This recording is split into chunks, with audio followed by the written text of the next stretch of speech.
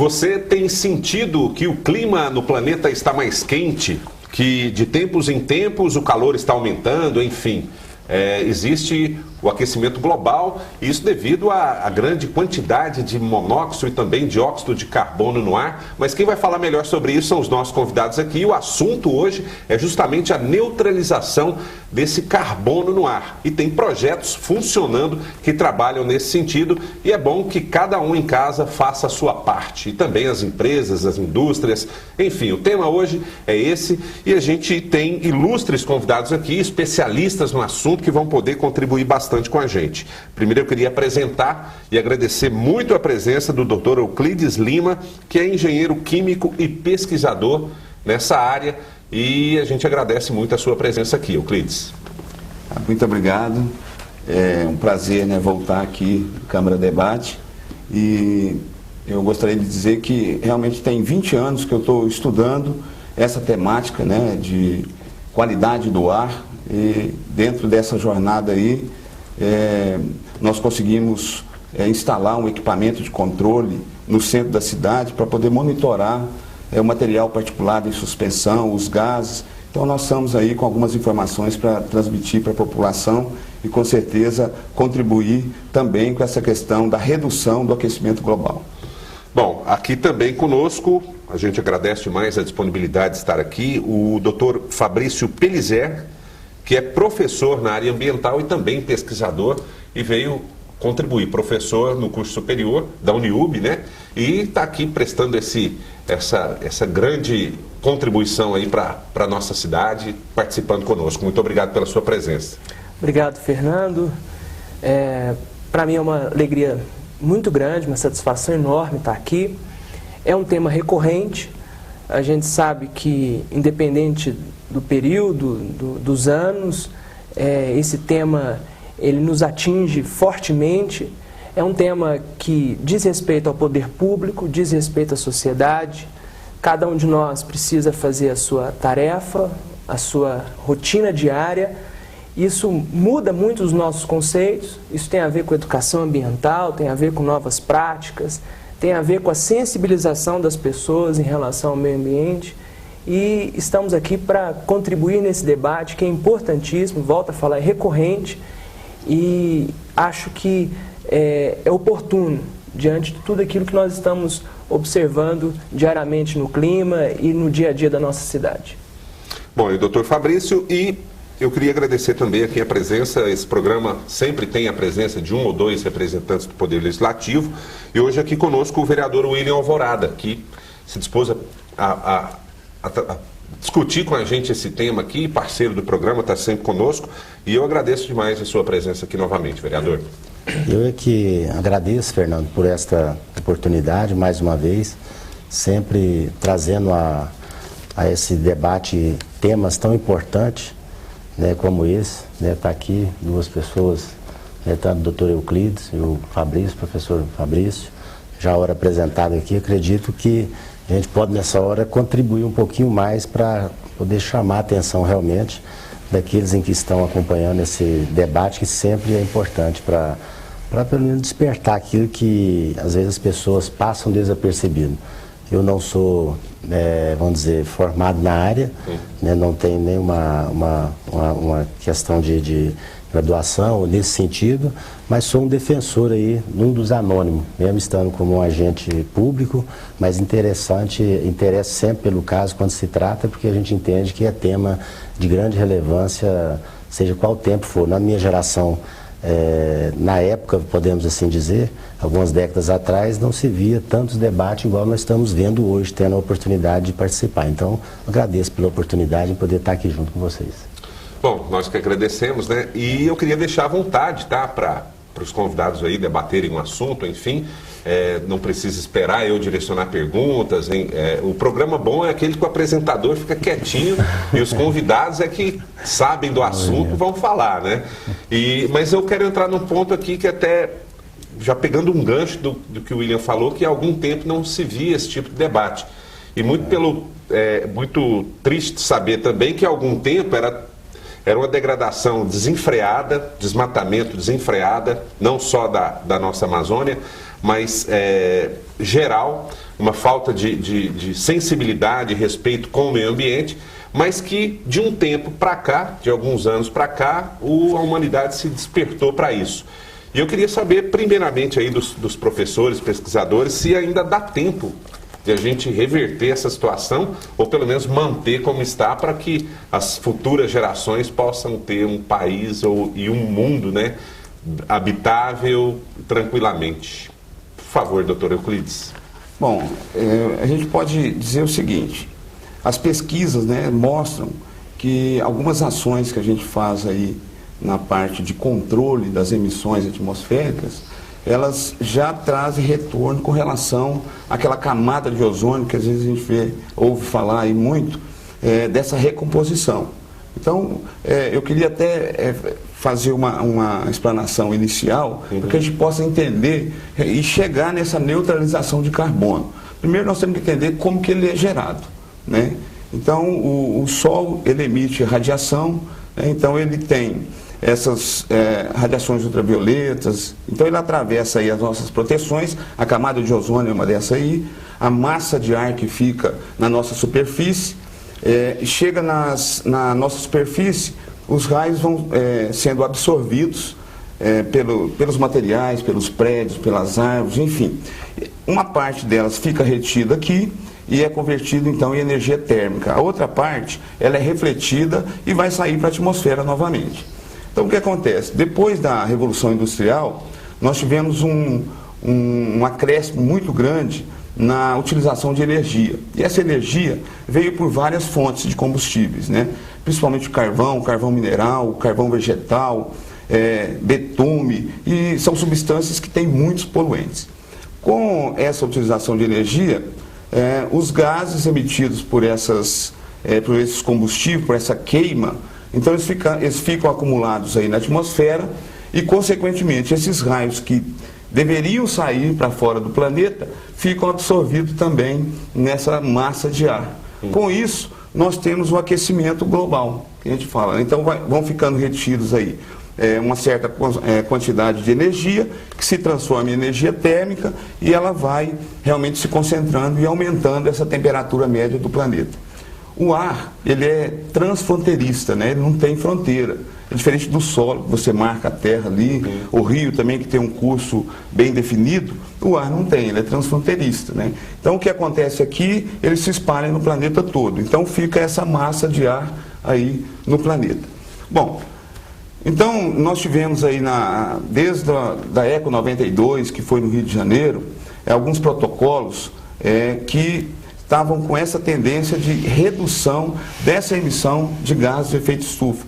E com isso, algumas ações foram tomadas e percebeu-se que se a humanidade se dedicar e fizer realmente por onde, ela consegue fazer com que esse aumento seja reduzido. Ele vai continuar aumentando, porque aumenta a população, aumenta as culturas, aumenta aí a produção, então acontece o aumento, mas esse aumento ele tem que ser reduzido, vamos dizer, tirar o pé do acelerador, né? Então você vai aumentando, mas numa velocidade menor. Então eu acredito nisso. Nós temos, sim, que continuar produzindo, continuar plantando, continuar caminhar pela inovação tecnológica para poder reduzir esse aquecimento.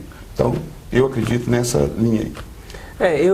Isso que o Euclides está falando, a gente não pode falar em meio ambiente impacto zero, né? Não existe, não tem como dizer impacto zero, né? O que a gente fala em meio ambiente é minimizar os efeitos, tentar desacelerar, né, esses efeitos. Mas meio ambiente está muito ligado a outras questões que nos envolvem, como a economia, como a questão social, a política. Ele depende de que essas áreas se desenvolvam, se transformem, para que o meio ambiente também nos responda, a gente consiga responder ao meio ambiente, ao contrário, né, nós consigamos responder ao meio ambiente de uma forma positiva. Não dá para fazer economia como a gente fazia antes. né? Não dá para consumir os recursos, consumir o meio ambiente, o espaço, usufruir da terra, usufruir da atmosfera, do solo, da água, como nós fazíamos há 30, 40 anos atrás. E a sociedade começou a sentir os impactos. Quando a sociedade começa a sentir os impactos, é daí que é doloroso, é triste, é difícil. A gente não precisava sentir todos esses impactos para tomar as decisões, mas é a partir daí que a sociedade começa a repensar a forma de se comportar nesse planeta. Nós precisamos nos sentir pertencentes ao planeta. A gente fica muito triste quando vê uma pessoa dizendo: ah, isso é público, então eu não preciso ter apreço por isso. Isso é público. Isso quer dizer, então, que alguém vai cuidar disso. Não, não é assim. O planeta não é assim. Quem precisa do planeta somos nós. Quem precisa do ambiente somos nós. O ambiente não precisa das nossas atividades, né? Então, se a gente começa a sentir apreço pelo local, chamar isso aqui de casa, chamar o local onde nós moramos de ecos, de casa, entender como as coisas funcionam e que existe uma sinergia, existe uma relação muito clara entre tudo que é ambiental, atmosfera, solo, água, fauna, flora, nós vamos começar a entender como agir de maneira diferente, como nós temos feito. Uma outra questão é a questão da informação, né, Euclides? O que a gente tinha há 30 anos atrás de informação e como ela circulava na sociedade é totalmente diferente. Hoje, o que acontece, um incidente ambiental que acontece em outra parte do mundo, rapidamente fica sabendo, as pessoas já analisam, já criticam, já pensam: opa, isso pode acontecer aqui, como nos precaver? Então, essas questões, a questão ambiental vai acompanhando essas mudanças sociais, econômicas, políticas, legais, que a gente observa nos últimos anos. Isso aí, esse uso desenfreado, né, dos recursos e sem uma compensação, é que tornou necessária a criação de leis. Sim. E punições para que a coisa mude, né? E tem que sempre tocar no bolso do empresário ou do industrial, no caso, para se respeitar, né? Porque diz aí que, como o senhor disse, que agora acontece uma coisa de um lado do mundo, o outro lado do mundo pode já se preparar e se precaver e tudo, mas o interesse econômico parece que não anda alinhado com o interesse humano, né? Vamos dizer assim. Infelizmente, né? É por isso que a gente ainda patina. Por isso que a gente ainda tem as outras, eu imagino que outras áreas da nossa sociedade, elas se desenvolvam muito mais, evoluem muito mais nos conceitos do que a área ambiental. Por exemplo, a questão da acessibilidade tem se evoluído, os direitos das minorias têm se evoluído, tem se discutido muito, a questão ética na nossa sociedade tem se discutido muito. Mas as questões ambientais parece que ficam em segundo, terceiro plano, né, William? Parece que vão ficando para depois. Verdade. Parece que não é com a gente, parece que está distante. Nós nos sentimos muito ofendidos por questões éticas, morais, né, pelo sofrimento pessoal do outro, às vezes, né, mas as questões ambientais parecem que estão distantes. E por isso que a gente tem tanta dificuldade de aprovar leis. A gente ainda tem aspectos retrógrados que não evoluem na área ambiental. A gente ainda tem muita coisa maquiada, né? Muitas ações maquiadas que de fato não são ambientais. A gente tem dificuldade de promover uma educação ambiental eficiente, desde a criança até o adulto. E uma educação ambiental não só para a sociedade, mas para o nosso empresariado, para que ele seja educado ambientalmente a fazer pelo meio ambiente. Então são coisas que vão nos mostrando que o desafio ainda é longo, a caminhada ainda é longa. Uma coisa que me deixa preocupado, Fabrício, é que nossos alunos, né, eles estão ingressando aí no mercado de trabalho e alguns deles não são contratados nem como engenheiros ambientais, às vezes como gestores, né, analistas. Isso é uma situação preocupante, porque aí mostra realmente como que está sendo tratada essa questão ambiental. Então, se ele recebesse um valor né, por aquele trabalho que ele está desenvolvendo, com certeza ele desenvolveria melhor. Então, quando ocorre uma crise, como nós estamos vivendo hoje, né, essa crise na indústria, uma redução de produção, cortes de funcionários, né, o ano passado o final do ano foi muito triste. Uma das áreas que são cortadas é a área ambiental. Então, deixa de se fazer, de se cumprir alguma condicionante ambiental, até tenta prolongar, né, de se fazer alguma ação na área ambiental, por conta que a cobrança ela é um pouco branda, então eles deixam de utilizar recursos para essa área. E na sua fala, Fabrício, eu lembrei então de Mariana, que foi o nosso exemplo mais crítico aí, em novembro, esse acidente. E eu ministrando uma aula com meus alunos, eles falaram, poxa, mas em 2003 nós tivemos Cataguases, nós pegamos em Minas Gerais mesmo, mais de 50 casos de rompimento de barragem. E nós estamos esperando o quê? Né? Então os alunos já estão lendo, essa questão da informação está forte. Né? Eu lembro muito bem de Cataguases por conta que em 2003 aqui em Uberaba também ocorreu um acidente que eu participei, caiu um trem, descarrilhou no córrego Alegria, e depois disso teve esse rompimento da barragem de Cataguases, que foi o marco para a criação de um plano de atendimento mútuo, o PAN, no estado de Minas Gerais. Né? E aí nós vimos aí em 2015 um acidente com a mesma proporção, só que em Cataguases nós não tivemos mortes, né? Então parece que tem que morrer primeiro para a gente tomar aí uma atitude, uma iniciativa. Né? Então, agora precisamos de profissionais qualificados e que sejam bem remunerados para poder atuar nessa área. Eu sou engenheiro químico e escolhi a área ambiental para trabalhar porque eu acredito que esse planeta vai ser mudado quando nós estivermos realmente integrados com eles.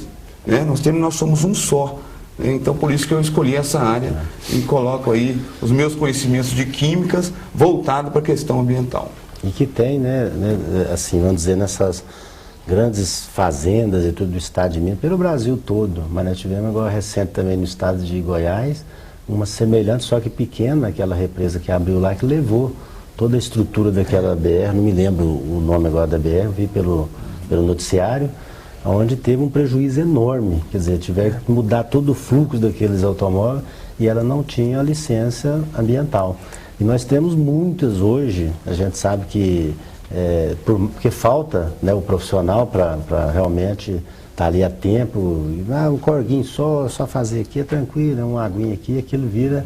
Quer dizer, então nós temos muitas nessas situações hoje que não é catalogada e que de alguma forma ela está trazendo preventivo, né? É o preventivo. Exato. É o preventivo. E a consciência também. Espera o fogo para depois apagar o fogo. Né? Eu encontro muitos empreendimentos onde a gente verifica que as pessoas não têm realmente um conhecimento sobre aquilo. Então eu encontro empresários que falam para ele, não, isso aqui você tem que cumprir isso, fazer isso aqui. Às vezes o cara até assusta, né? Ele assusta. Nossa, mas quanto vai ficar isso? Quanto vai ficar isso? Ou seja, é um prejuízo, né? Ele pensa, mas muitos empresários, eles têm a consciência. Você começa a detalhar o que ele tem que fazer, ou ele vai mudar de ramo, vai fechar e vai embora, ou então ele vai cumprir. Mas ele precisa colocar na contabilidade dele, né, qual é o custo que ele vai ter para poder continuar operando. Então, uma empresa antiga, ela precisa se organizar para isso. Uma empresa nova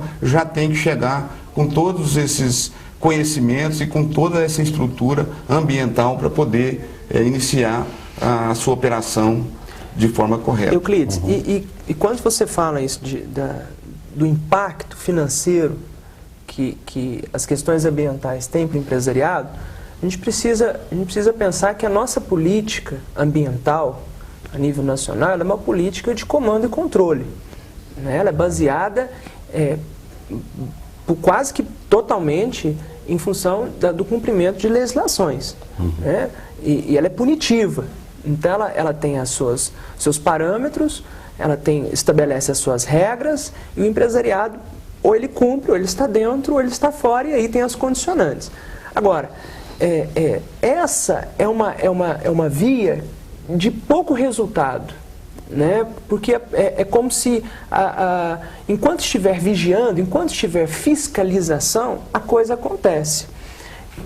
não é uma prática educativa. Então a gente já começa, no nosso setor econômico, na base do nosso setor econômico, a gente já começa a observar que existe uma deseducação ambiental. Ao passo que, se a gente olhar nos países desenvolvidos, né, e que tem uma política ambiental completamente diferente, existem uma série de incentivos, a exportação contábil, financeira, de todas as espécies para os empresários, de modo que ele se sente atraído a fazer a questão ambiental de fato funcionar. Então a coisa funciona. Não vê como um problema. Não vê como um problema, ele vê como uma necessidade. Eu preciso fazer isso porque contabilmente eu vou demonstrar isso no meu balanço patrimonial, eu vou demonstrar isso contabilmente, eu tenho certeza de que o governo é um parceiro, né? É um parceiro. E o caso brasileiro tem nos mostrado que não é dessa forma, e a nossa via ainda é dolorosa, ainda é difícil, ela é deseducadora, ao invés de ser educadora, ela faz com que abre brechas para que haja corrupção, haja um jeitinho brasileiro, postergue-se, jogue-se para frente algumas ações que são urgentes, né? Inibe a empregabilidade de profissionais que podem contribuir demais nesse processo. Vende-se uma imagem ambiental, às vezes, para a população e de que não acontece. A comunidade do entorno sabe que isso é enganação. Né?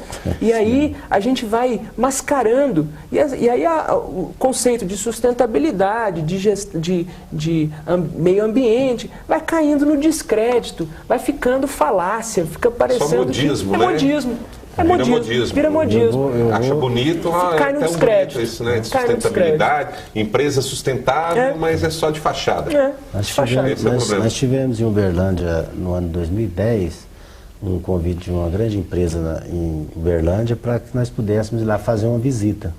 Devido às reclamações no entorno, que você está dizendo, muito forte e tal, e aí chegou até o Poder Legislativo. Bom, vamos lá então, uma comissão lá de 6 vereadores.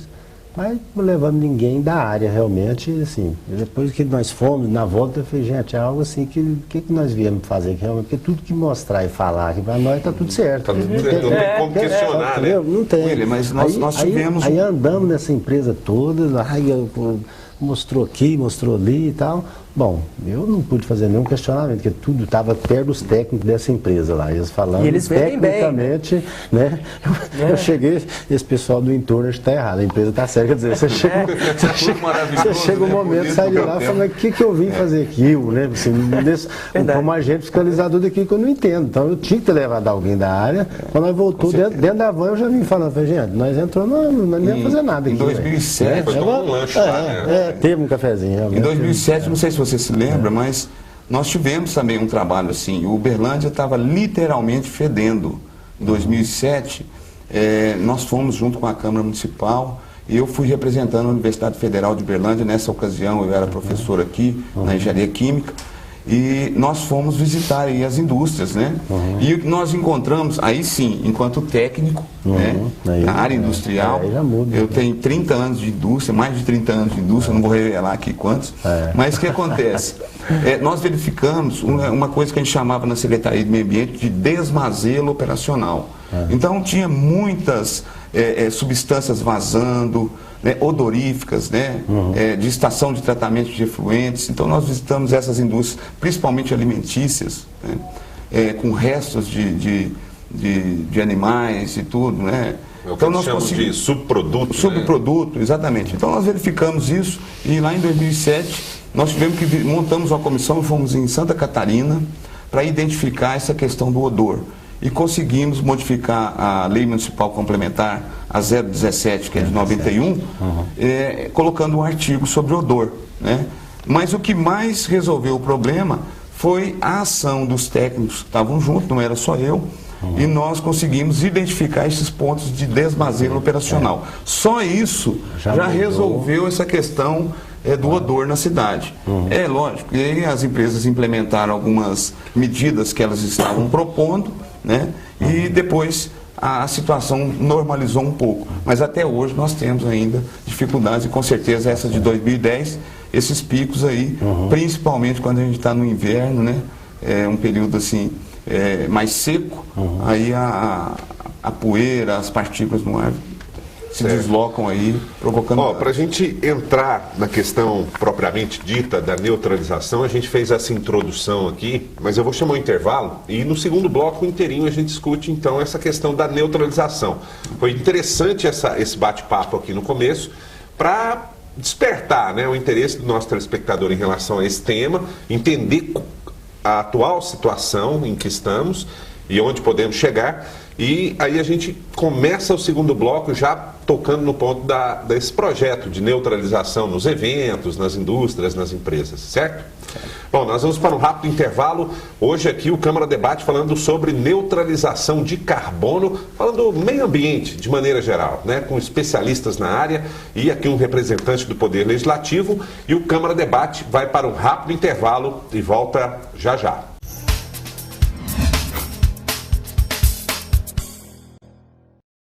Jornal da Câmara. As principais notícias da Câmara Municipal de Uberlândia você acompanha no Jornal da Câmara e também informações que fazem parte da sua vida. TV Câmara Uberlândia, o Legislativo conectado a você.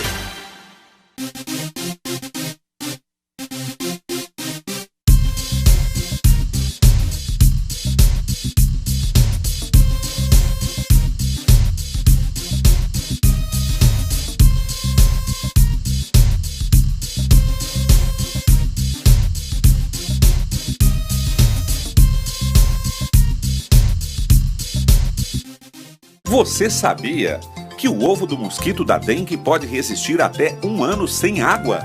Depois do longo período de estiagem, que afetou principalmente os estados do Sudeste, imagine quantos ovinhos foram se acumulando e eclodiram com a chegada das chuvas. Você sabia que o Aedes voa apenas 1 metro acima do chão? Ou seja, não adianta esticar o braço e acionar o repelente lá no alto. O mosquito voa, no máximo, na altura das pernas. E você sabia que o maior período de atividade do mosquito da dengue é durante o dia? Não adianta fechar as janelas apenas quando o sol se põe. O ideal é usar telas de proteção sempre. Essas são apenas algumas curiosidades sobre o mosquito da dengue.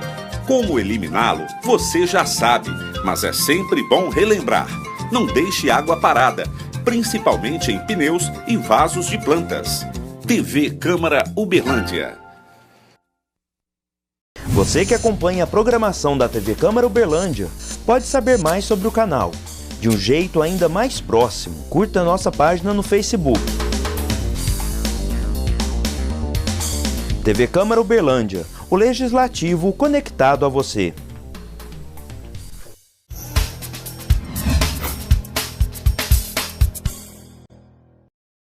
De volta pela TV Câmara Uberlândia, aqui o Câmara Debate falando sobre meio ambiente, qualidade do ar, aquecimento global e a gente vai entrar agora no ponto do projeto de neutralização de carbono e eu queria que o professor Euclides, né, começar por ele aqui e explicasse como funciona isso, né, a quantidade de CO2 que a gente consome plantando árvore pode se compensar e futuramente a gente conserta ou minimiza os impactos, enfim. Como funciona isso, doutor? Bom, de uma maneira assim mais fácil para o telespectador entender, na primeira fala minha, eu disse que na Revolução Industrial nós tivemos então um uso excessivo de combustíveis e com isso geram-se gases e esses gases ficam na atmosfera. Muito bem, então esses gases eles impedem essa volta, esse retorno dos raios, fazendo com que eles fiquem aqui e esse aquecimento permaneça na média aí, aumentando no nosso planeta. Muito bem, que gases são esses então? Então nós temos aí, como você falou, o CO2, o metano, né? o óxido de nitrogênio e tem outros aí também que contribuem. Mas basicamente nós falamos aí de metano e de CO2. Ou quando a gente tem outro tipo de gás nessa atmosfera, a gente faz uma equivalência com CO2. Tá? Então ele é a base para a gente poder fazer os cálculos. Muito bem. Então, uma vez você está... vamos pegar uma fábrica. A fábrica, então, pega o seu combustível, queima na caldeira para gerar energia, para ela utilizar no seu processo produtivo e lança ali os seus gases. A primeira coisa que nós temos que fazer é monitorar esses gases, verificar qual é a quantidade de CO2 pelo consumo de combustível e a eficiência daquele equipamento, da caldeira, que está lançando para a atmosfera. E agora nós temos um painel intergovernamental que colocou algumas regras, né, uma metodologia para poder verificar então qual que foi a quantidade de CO2 emitida para a atmosfera e através desses cálculos verificar quantas árvores seriam necessárias ser plantadas para neutralizar esse carbono. Então, basicamente é isso, né? Aí nós temos, cada tipo de árvore que eu vou plantar, ela tem um tipo de absorção. Então tem árvores que absorvem mais, tem árvores que absorvem menos, tem também o período de crescimento, né? Isso o Fabrício pode complementar melhor, mas então nós precisamos, primeiramente, verificar qual é essa quantidade, tá? E as leis, a legislação atmosférica é da década de 80. As primeiras legislações atmosféricas de 85. Então, é muito nova. E não traziam esse protocolo. Agora que nós temos esse protocolo e a legislação estadual, a partir do ano que vem, a partir do ano passado, né, ela já estava cobrando que as empresas fornecessem qual a quantidade de combustível, qual o teor de CO2 estava saindo nas suas chaminés, para que ela pudesse também jogar nessas planilhas e identificar qual é a concentração de CO2 que está sendo lançado na atmosfera por cada indústria dessa, para que eu tenho certeza que em breve ela vai cobrar dessas empresas qual a ação que ela vai fazer para neutralizar esse carbono. Muito bem, então, uma delas pode ser plantar árvores, né? Mas nós temos outro tipo de ações que nós podemos fazer, que é no próprio processo, modificar o processo, trocar o combustível, né? E aí já vale sim para o reaproveitar o resíduo, né? Reaproveitar o resíduo, ou seja, você gasta uma energia para produzir uma determinada matéria-prima, ela vira resíduo depois, e você tratar isso aqui, reutilizar, e de certa forma, na cadeia produtiva, você consome ou gera menos CO2 reutilizando esse resíduo, né? Então essa é a lógica. Nós não podemos esquecer, Fernando, que na natureza os processos são cíclicos. Quem enxerga as coisas lineares somos nós. Né? A gente gosta do começo, meio e fim. Na natureza as coisas não têm necessariamente fim. Elas são reabsorvidas, reaproveitadas, reassimiladas. Então a gente precisa copiar. Se é que a gente tem alguma habilidade para fazer isso daquilo que é natural, mas recompor isso, trazer isso de volta. As pessoas precisam, dentro das cidades, falando em carbono, é interessante que as pessoas conheçam para onde é destinado o seu resíduo.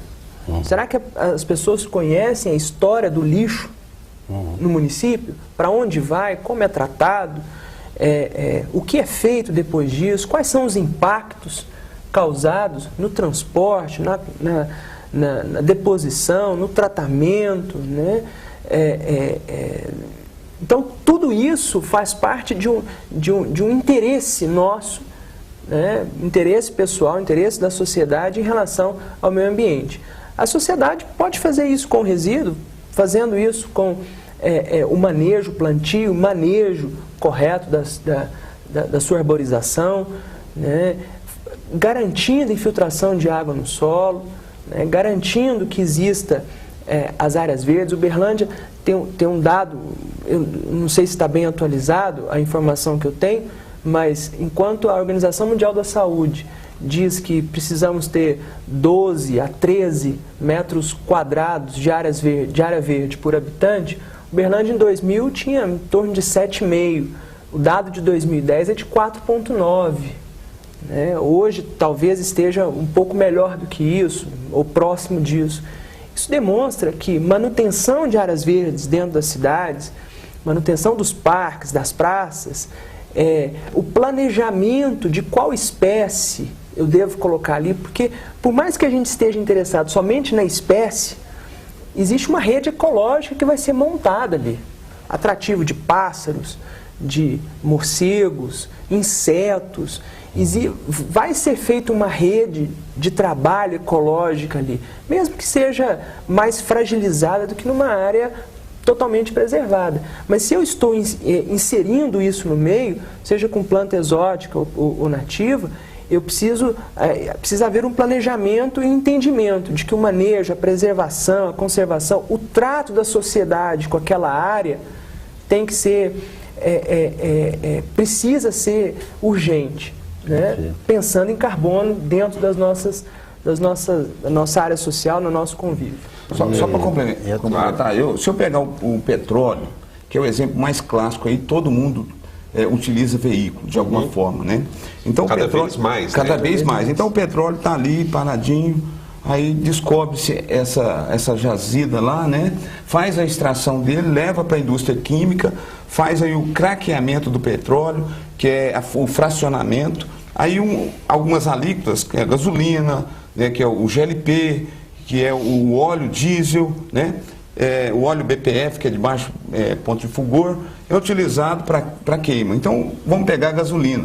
Quer dizer, eu estava com o carbono paradinho ali, tá, em equilíbrio com a natureza, eu retiro aquilo e, de alguma forma, eu queimo. E quando eu queimo, vai gerar CO2 e água e resíduo.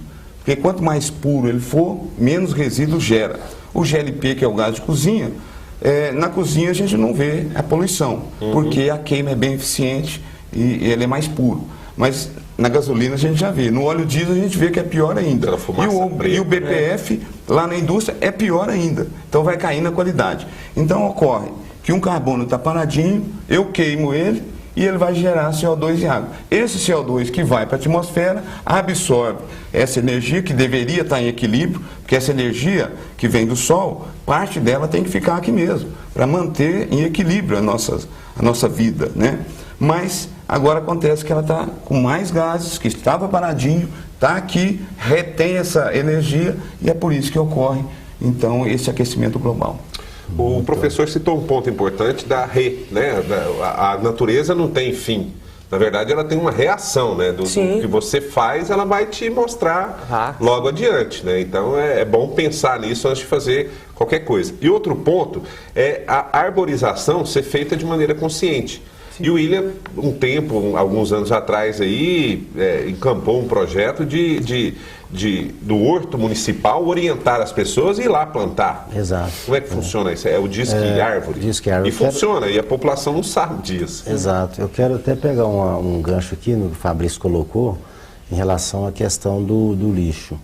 O Uberlândia hoje ele colhe aproximadamente 700 toneladas de lixo, né? E o que ele falou, quem sabe o destino desse lixo? Quem acompanha isso? Qual é a forma que está sendo depositado ou reutilizado essa... Nós não temos. Para mim, tá aqui, vocês podem falar melhor do que eu, esse modelo de aterro, de jogar lá dentro para tampar, aquele negócio todo, para mim já é ultrapassado, acho que nós já estamos perdendo tempo com aquilo já.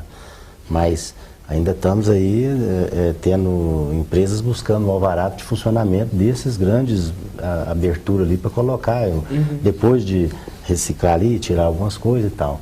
Mas eu acho que teria que ter um final ali para fazer a energia e tudo, né, para aproveitar realmente esse destino dessa, sabe? Então eu vejo que realmente políticas públicas, é um tema assim muito pesado,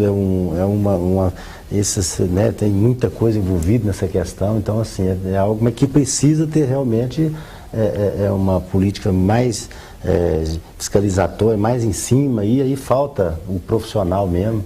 O aterro sanitário é uma das últimas técnicas para se destinar ao resíduo, é uma das últimas. Então, é mais barato. E nós temos mas eu falo para mim assim, longe hoje no modelo brasileiro. Nós temos que utilizar, né? Essa coleta seletiva que tem implantado em Uberlândia, pelo menos assim, uma vez por semana na minha casa passa. Nós estamos ali, coloca. Fazendo a parte. Mas, primeiro, que não cobre ainda toda a cidade, acho que deveria cobrir. Exato. Nós temos que fazer um trabalho mais maçante na questão educacional, para que as pessoas realmente façam como deve ser feito, né? E intensificar para a cidade toda. Então, existe muita coisa ainda. A parte de educação e a parte de coleta e o destino. E também dar visibilidade, né, para o que está sendo feito agora. Eu acho que é oportunidade. Fernando, você falou sobre, a gente estava falando sobre a reintegração dos resíduos, né? Eu queria destacar uma outra questão, que apesar do nosso tema ser carbono, e às vezes alguém de casa possa pensar que isso é algo muito difícil, né, muito distante da sua realidade, mas meio ambiente ele está totalmente integrado. Então, se nós estamos falando de Aedes aegypti, por exemplo, ele tem a ver com carbono. Quer dizer, então nós estamos falando de saúde pública, nós estamos falando de falta de saneamento, um saneamento básico ruim, né? Práticas ruins de acumulação de água e, principalmente, o desmatamento desenfreado, que faz com que esses insetos que estavam em uma área no mato vem para a cidade. Vem para a cidade e ele se adapta às nossas condições, adapta aquilo que a gente oferece de pior, né? Que e ele consegue se adaptar, né? Que é uma água parada, que é algo que não está mexido. Então, são questões, é um debate que passa também pelo carbono. Porque se eu desmatei, se eu tirei a vegetação daquela área, eu estou causando um problema de ordem de saúde pública, o saneamento com as emissões de gases, com esgoto a céu aberto, não tratado, né? Ou o não tratamento da água dentro de casa, né? Quando eu falo em tratamento da água dentro de casa, manter o quintal limpo, essas questões assim, ou a caixa d'água, né? Então, são questões que vão, de certa forma, afetar a saúde pública, mas são também resultados de uma prática inadequada contra o meio ambiente.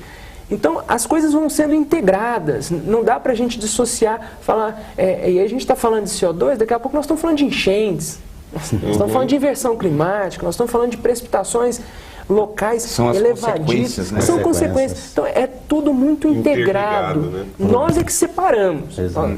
Né? Na nossa cabecinha a gente vai falar disso, mas, mas isso tem a ver? Tem. Está tudo integradinho. Produto do meio, né? Sim, tudo está integrado. Eu tenho um dado aqui, como eu falei da indústria, né? A indústria talvez fique um pouco mais distante da população que até talvez esteja ouvindo a gente. Então eu vou falar de um evento. Nós fizemos aqui um evento da ASEMAI, que é a Associação dos Serviços Municipais de Saneamento, que teve aqui em Uberlândia, e nesse evento circularam ali em torno de 4.000 pessoas durante 6 dias, né? A média aí de 700 pessoas por dia. Então nós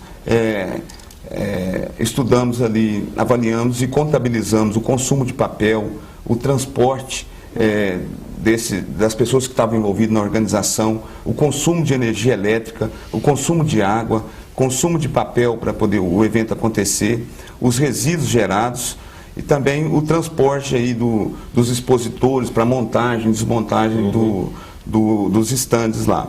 E também uma coisa que impactou muito, que foi o transporte aéreo, principalmente dos participantes que foram fazer as palestras, né?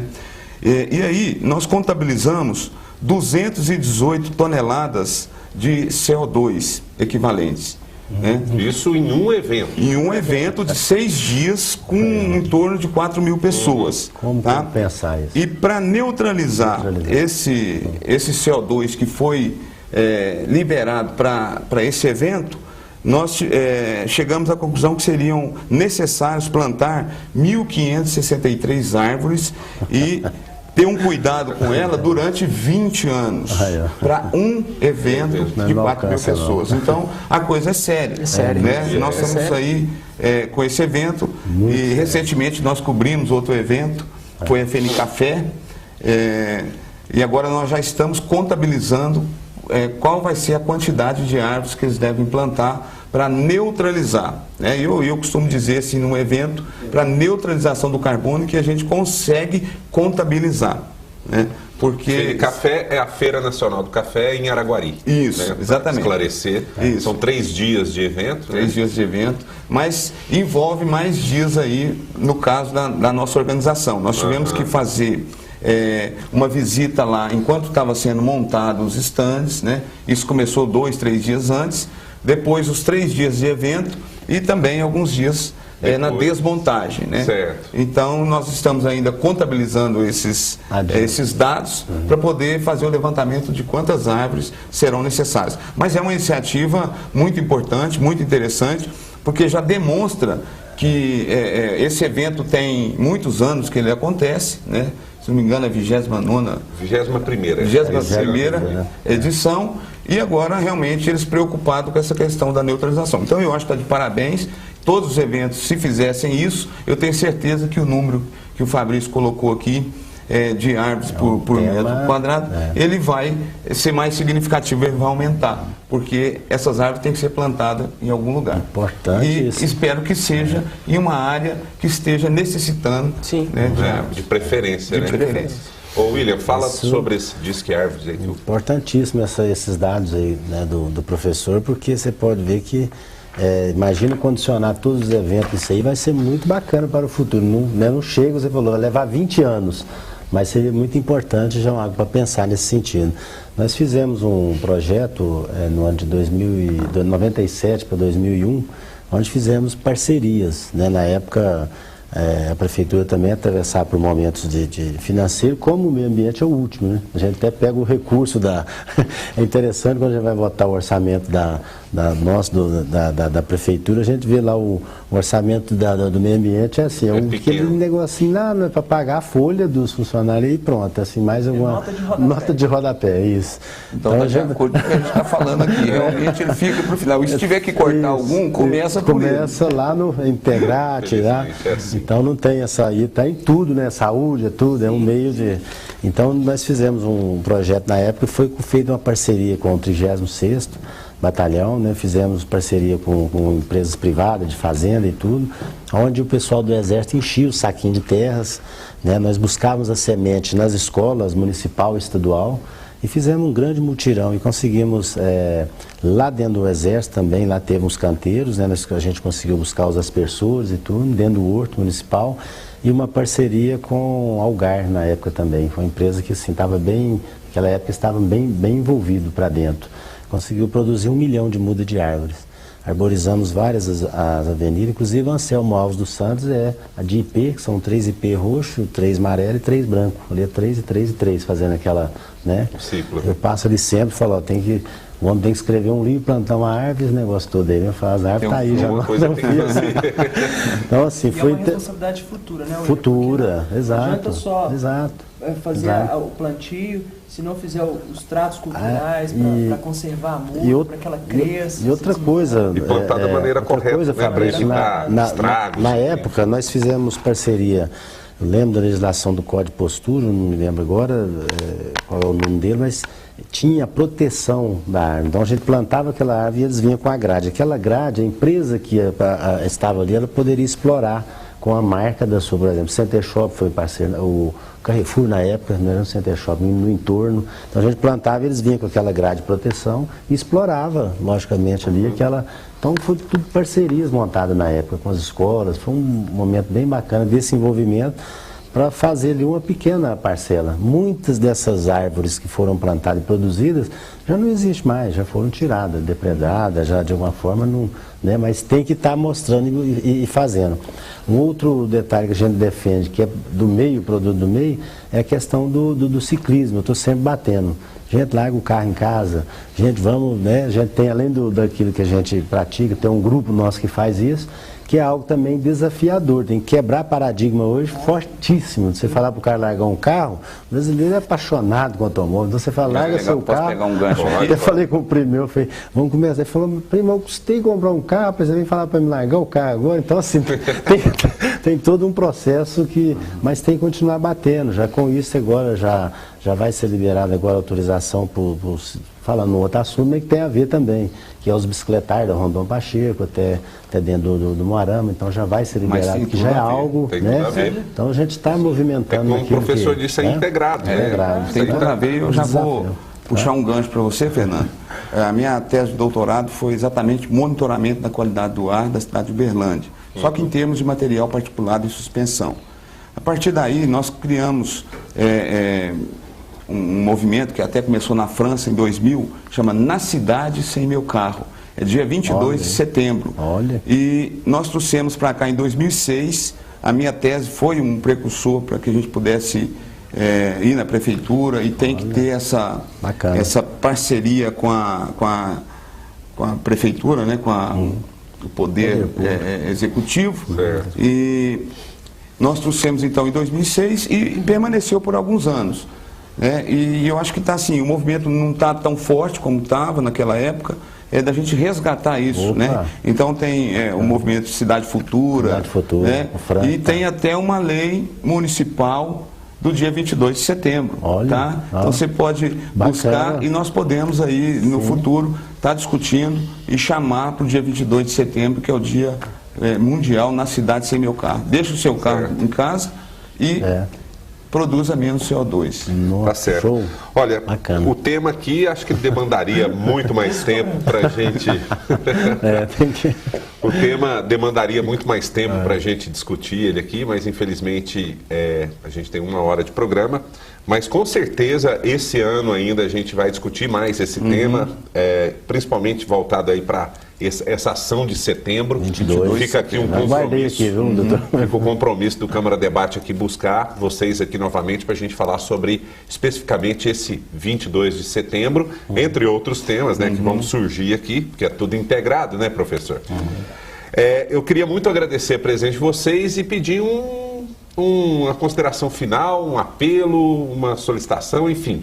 Cada um fica à vontade aí, 1 minuto para a gente poder encerrar o tema hoje. E eu queria muito, então, começar pelo Euclides, terminar aqui pelo William. Dr. Euclides Lima, engenheiro químico e pesquisador, que contribuiu muito aqui com esse tema e levou muita informação importante aí para a nossa comunidade, para a nossa sociedade. Muito obrigado, doutor. Muito obrigado, Fernando, pelo convite. E eu queria agradecer aí a paciência, né, dos telespectadores e convidar realmente para esse 22 de setembro, que vem de encontro com o que nós discutimos hoje, a neutralização de carbono, né? Mas nós temos muitos eventos antes disso. Na semana que vem nós temos o Dia Mundial da Água, né? Dia 22 de março, e nós temos também, dia 5 de junho, o Dia do Meio Ambiente. Mas eu acredito que o Dia do Meio Ambiente é todo dia. Então, todo dia nós temos que ter uma ação. Convido vocês para ter essa ação diariamente, né? Passar o carro pela revisão, utilizar menos o carro, né? Então eu acredito que são ações que nós podemos fazer individualmente e que vai contribuir de alguma forma para a melhoria da nossa qualidade de vida. Basta a gente se sentir parte do meio, né? Exato. Acho que é o que está pegando, é isso aí, né? Bom, o doutor Fabrício Pelizer, que é professor, né, da área ambiental e também pesquisador. Queria muito agradecer a sua presença aqui e fica aí já adiantando aí um convite para futuramente a gente discutir mais esse tema aqui. Muito obrigado, viu, doutor? Eu que agradeço. Agradeço o convite, agradeço aos amigos aqui presentes, ao pessoal de casa. O apelo que eu faço, primeiro para o poder público, né, para que a gente respeite as leis, né, ambientais, para que a gente não faça, que a gente mude a nossa cabeça quanto aos conchavos políticos, né, ao jeitinho, às permissividades. Tudo que a gente joga para frente, tudo que a gente lança para o futuro, tem ônus e bônus, né? E a gente percebe que esse ônus é caríssimo, ele é doloroso, ele machuca muito a sociedade. O caso de Mariana, bem recente, nos faz a gente pensar, né, o quanto o poder público foi omisso e quanto que essa corrupção acaba chegando no meio ambiental e deturpa tanta coisa, tanta perda que houve naquela localidade em torno do Vale do Rio Doce. Para a sociedade, não tenha medo de mudar. Acho que a gente não pode ter medo de mudar, a gente pode ter receio, achar que está tudo certo, está tudo bem, né? Quebrar paradigmas, como o William falou, todo dia. O que eu posso fazer de diferente contribuindo para o meio ambiente? É o carro, é o resíduo, é aquele lixinho jogado no terreno vazio do vizinho que ninguém está vendo, né? Às vezes a poluição atmosférica, a gente vê a fumaça, choca, a água poluída também nos choca, mas e a poluição do solo? E aquele resíduo que foi lançado ali, que no momento da sua mineralização e decomposição vai liberar CO2 vai para a atmosfera. Então, não tenha medo de mudar as suas práticas, né? E se a gente faz isso, para os nossos filhos, para as gerações futuras, fica aí o exemplo. Eles vão aprender com as nossas atitudes, não com aquilo que a gente fala. Então, deixe esse apelo a toda a sociedade uberlandense para que repense as suas práticas. Dia 16 de março, Dia Nacional da Conscientização e da Mudança Climática, né? Bem recente, e nos leva aí a pensar o que nós temos feito que agrava ainda mais as mudanças climáticas que nós temos sentido no nosso Uberlândia. Obrigado, Fernando. Bom, eu que agradeço, doutor Fabrício, e agradeço também o William, está aí o apelo, né, William, de levar esse tema para o nosso Poder Legislativo, para os colegas vereadores e colocar mais em pauta esses temas. É uma sugestão ótima aí que a gente absorve desse programa e eu queria muito agradecer a sua presença aqui. Eu que agradeço, viu, Fernando? Com certeza estou saindo não do jeito que eu cheguei no início do programa, né? A gente pode ver aqui o Euclides, o Fabrício, realmente, além do comprometimento, a gente vê o amor, né? A dedicação, a busca, né, incessante daquilo que diz respeito a temas voltados para o meio ambiente, para o nosso meio, né? Para que possa as gerações futuras ter dias melhor. Eu estava aqui falando e eu aqui pensando, porque já estão lá preparando, lá onde o pessoal está fazendo investimento para ir para um outro planeta lá para tomar água, para ver se tem água, para ver se... Né, o pessoal já estão querendo ver se fugir da Terra aí devido a... Né, e eu vendo aquilo, lembrando também outros, quer dizer, eu estou com 50 anos e pude aí, a gente veio da roça, plantava ali nossas bananas, tem naqueles fundos ali, a gente ia lá naquele rego d'água e tomava aquela água fresquinho. Acho que eu não volto, acho que mais nunca eu vou ter aquele privilégio de pegar aquele reguinho descendo ali e tomando. Então, é uma consequência, realmente, de uma geração que talvez faltou os grandes setores urbanos, logicamente. Tem, cada dia as pessoas diminuem mais no campo e vêm mais para a cidade. A gente vê as grandes agriculturas mesmo, de uma forma onde asperge ali aquela água, todas aquelas aspersores, que eu não sei falar em número aquilo, mas eu sei que é muito pesado, cada busca daquela para produzir aquilo, enfim, a perda é constante, então precisa realmente temas importantes como esse a gente está debatendo. E o setor urbano, principalmente em Uberlândia, que não para de crescer, cresce acima de uma média nacional, trazer temas importantes, como esse, dia 22 de setembro, poder ter aí, né, todo mundo deixar seu automóvel, fazer um apelo, gente, sem automóvel, isso é bacana, maravilhoso. Vou levar para os colegas vereadores. Aumentar as ciclovias aumentar também, as ciclovias, né? É um debate que, com a cidade futura, com o Frank, nós estamos debatendo aí, deve vir agora um palestrante, eu não me lembro o nome agora, mas estamos trabalhando em parceria, né? Estamos fazendo aí vários pedais, ontem mesmo fizendo, esses dias agora, noturno, para o pedal noturno, mais de 80 pessoas estão envolvendo para ir realmente debatendo e ganhando a visão, né? Quebrar os paradigmas. Né, e o respeito, eu falo assim, já passando dentro do meio ambiente também, porque acaba que o ciclista ele não é visto pelas pessoas que dirigem, como se não existisse. Então, é aquilo que a gente está batendo, você vê, nós existimos, estamos aqui, né? E contribuindo para o meio ambiente, né? Eu agradeço, muito obrigado, Fernando. Tá, bom, eu que agradeço então, Euclides, Fabrício, William Alvorada, e agradeço você em casa que nos acompanhou, e o Câmara Debate volta no outro programa. Até lá.